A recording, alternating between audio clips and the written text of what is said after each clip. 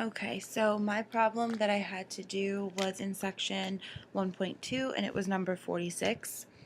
And in this problem, we find out that this telecom company bought 42 million long distance minutes and that they bought these minutes for 2 cents. And you write 2 cents by writing 0.02.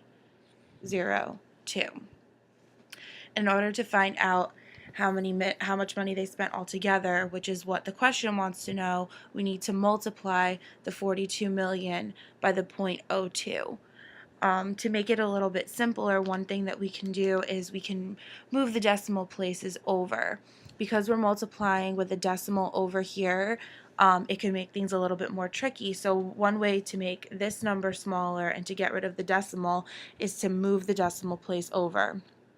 So on the decimal number, we're going to move it over 2 places over here, and that changes that number to the number 2.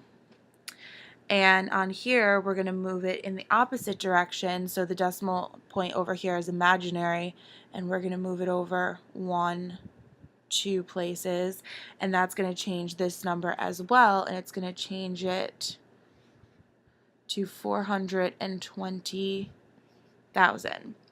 So now we have 2 new numbers to work with.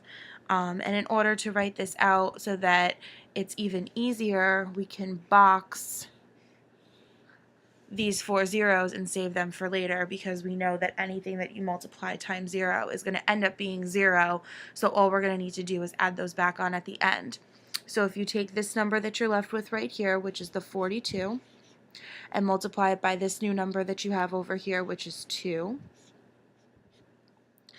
you're going to come out with 84, and then we're going to add our zeros that we boxed up here. So 1, 2, 3, 4 zeros.